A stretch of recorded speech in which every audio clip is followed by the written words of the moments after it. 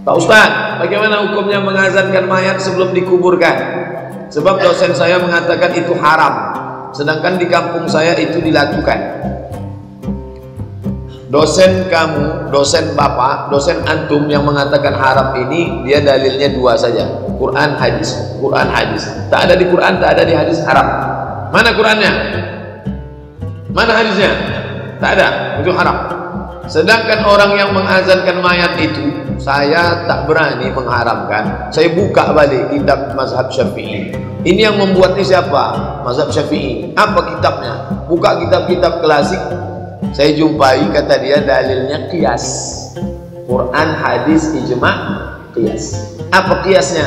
Kalau lahirnya diazankan, maka matinya diazankan. Itu dalil mereka qiyas. Apakah Ustaz Abdul Somad nanti kalau mati kami azankan? Tak usah. Jadi kalau saya mati, tak usah azankan. Makcik saya meninggal, saya pas di samping kubur. Nah, saya ada di situ.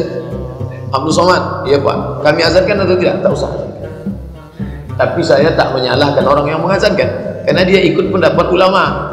Ulama itu berpendapat berdasarkan dalil. Nah, ini tentang masalah bagaimana dalil suatu kaum, dan saya menghormati itu.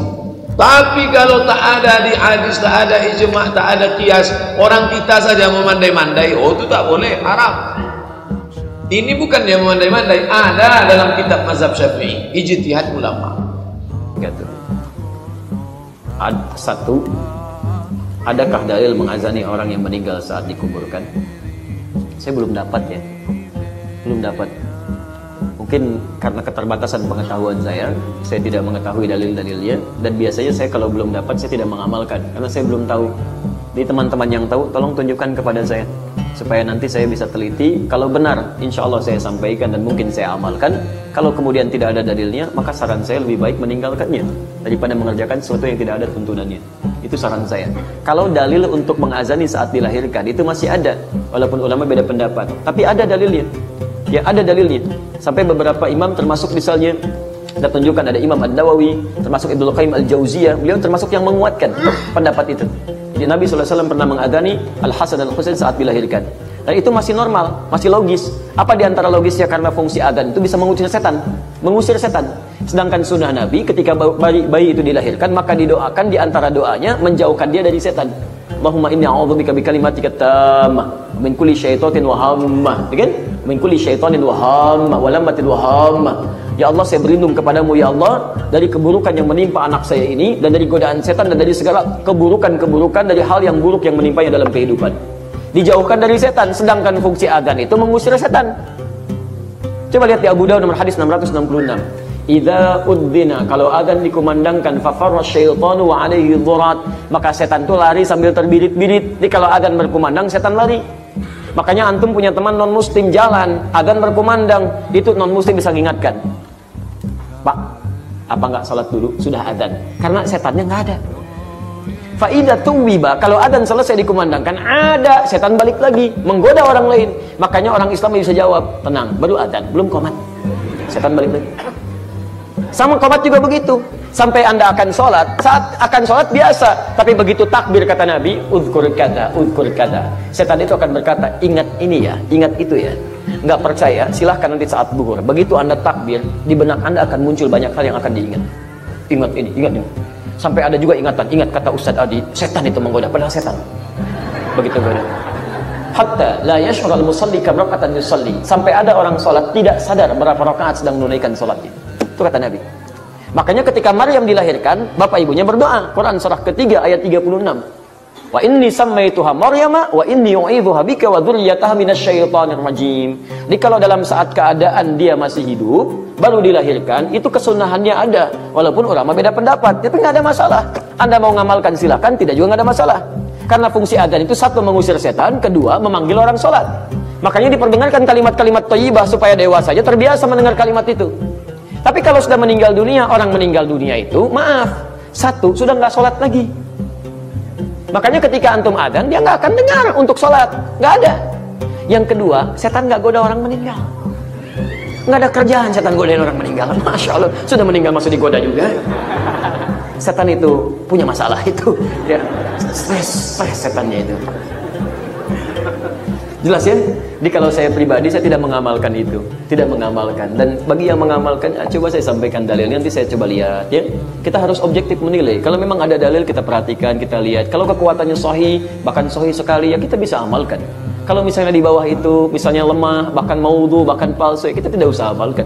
Ya, jadi tidak usah repot-repot. Jangan takut kehilangan fadilah. Jangan takut kehilangan fadilah. Fadilah itu justru ada ketika kita berpegang pada tuntunan yang benar, dalil yang kuat, dan kita yakin dalam mengamalkannya. Paham? Apa hukumnya azan pada saat penguburan jenazah? Pertanyaan yang bagus ya. Kalau kita mau membahas azan, pertanyaan kecil. Apakah azan itu diperintahkan juga selain sholat? Jawabannya iya. Kapan itu? Kita kembali kepada dalil yang sahih. Pertama, selain sholat 5 waktu, yang ada azannya juga itu dalam riwayat yang hasan disebutkan adalah pada saat kebakaran terjadi. Jadi pada saat kebakaran sedang terjadi, dianjurkan azan. Kemudian riwayat yang lain, dan ini masih khilaf di antara ulama, adalah azan di kupingnya anak bayi yang baru lahir. Kalau iqamah itu tidak ada, karena dhaif. Tidak ada iqamah di telinga kirinya, tapi kalau azan ini masih dihasankan riwayatnya oleh Ibnu Qayyim rahimahullah dalam buku beliau Tuhfadul Maulud. Jadi kalau azan dianjurkan pada saat di bayi itu. Pertanyaannya, adakah azan yang lain seperti di Indonesia dikerjakan kalau jenazah diturunkan ada azan di kuburan? Atau misalnya lagi ada pesawat yang goncang, biasanya ada orang yang azan. Atau sedang meruqyah orang yang kerasukan jin pakai azan. Semua ini tidak ada jemaah sekalian. Tidak pernah Nabi SAW dalam hadis satupun atau para sahabat azan di kuburan. Terlebih lagi saya pernah lihat dengan mata kepala saya, jenazah itu sengaja dibuka lagi kain kafannya supaya kupingnya kelihatan, baru dipanggil anaknya suruh azan di telinganya. Allah Subhanahu wa taala mengatakan dalam Al-Qur'an, innaka la tusmi'u man fil qubur. Engkau tidak akan pernah bisa memperdengarkan orang yang di kuburan. Tidak bisa dengar apa-apa orang mati itu. Tidak bisa dengar apa-apa, jadi tidak pernah ada itu. Ya, tidak pernah ada anjuran untuk azan di kuburan. Ini butuh dalil yang jelas. Bahkan tadi Allah mengatakan kalian tidak akan pernah bisa memperdengarkan orang yang di kuburan. Tidak bisa sama sekali. Mereka tidak bisa dengar kita, kita nggak bisa dengar dia. Dalam hadis yang sahih juga kata Nabi SAW, bahwasanya azab kubur itu, cambukan malaikat kepada orang yang sedang disiksa di kubur, wa na'udzubillah, itu akan didengar oleh seluruh makhluknya Allah kecuali jin dan manusia. Mereka tidak dengar memang. Dan kalau mereka mendengarkan cambukan itu, mereka akan meninggal seketika. Ya, kita tidak bisa dengar memang apa yang ada di kuburan, dan orang mati tidak bisa dengar kita. Dan satu-satunya hadis Nabi SAW yang mengatakan orang mati atau ruh orang mati bisa mendengar, itu hanya pada saat ruhnya pertama kali dikembalikan ke kuburannya untuk ditanya mungkar dan nakir, dan Nabi batasi. Nabi SAW mengatakan mereka atau dia cuma bisa mendengar 3 langkah dari kuburan itu. Setelah itu dia tidak dengar lagi suara sendal mereka atau telapak kaki orang yang mengantarnya. Hanya itu saja.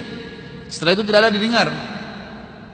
Dalam hadis Bukhari juga dikatakan waktu Abu Jahal, ya, Umayyah bin Khalaf, pimpinan-pimpinan Quraisy terbunuh di perang Badar, lalu Nabi SAW menyuruh seluruh jenazah mereka dimasukkan ke dalam sebuah sumur. Lalu Nabi SAW bicara. Nabi mengatakan, ya ma'syaral Quraisy, inni kad wajadtu ma wa'adani Rabbi, fahal wajadtum ma wa'adukum Rabbukum? Wahai orang-orang Quraisy yang sudah mati, sesungguhnya saya sudah dapat apa yang Tuhan saya janjikan dari kemenangan. Apakah kalian dapat kemenangan yang apakah kalian sudah dapat juga apa yang Allah ancamkan bagi kalian? Maksudnya azab. Lalu Umar datang, ya Rasulullah, bagaimana mereka bisa mendengar? Mereka sudah mati, nggak mungkin mendengar. Lalu Nabi SAW memberikan isyarat kepada Umar bahwasanya suara itu disampaikan kepada ruhnya mereka. Mereka bisa mendengar, hai Umar, tapi mereka tidak bisa menjawabmu, tidak bisa menjawabku, tapi mereka bisa mendengar karena diantar oleh Allah Subhanahu wa taala suara tersebut. Tapi ini Allah Subhanahu wa taala pakai perantara, yang artinya diantar kepada mereka. Sebagaimana juga dalam hadis Muslim dikatakan Nabi SAW bersabda, siapapun yang membacakan salawat untukku maka akan dihantarkan kepadaku.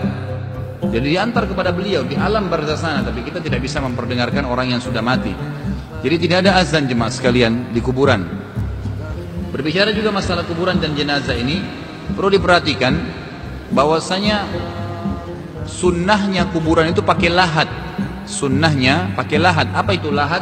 Sebuah lubang setelah digari ke dalam, kemudian digari lagi ke dalamnya, kecil. Itu ukuran mungkin sekitar setengah meter atau kurang dari itu. Dan ukuran ke dalamnya itu juga cukup untuk masukkan jenazah, tergantung ukuran badannya. Dihadapkan kiblat, kemudian dimasukkan, kemudian ditutup dengan batu bata. Sunnahnya begitu, atau dengan gumpalan tanah yang keras. Itu di zaman Nabi SAW. Sehingga pada saat dituangkan tanah, pada saat ditutup itu jenazahnya tidak kena. Kalau kita di Indonesia kan tidak dibuat lahat, tapi dipasangin papan-papan. Nah sebenarnya ini harus diubah, karena Nabi SAW memang contohkan pakai lahat. Pakai lahat, mestinya pakai lahat saja. Kan gitu, dipakai lahat dengan melubang lagi sedikit ke dalam, kecuali kondisi kuburan tidak layak untuk digali. Misalnya pada saat lagi musim hujan, banjir lebat, tidak bisa, maka jenazah dikuburkan sesuai dengan keadaan yang bisa saja, semampunya. Karena ada biasa kuburan memang tertanam dengan air atau tertimbun dengan air, maka tidak bisa, jenazah tidak bisa dalam, maka secukupnya setelah dikuras, ditaruh dan semampunya saja.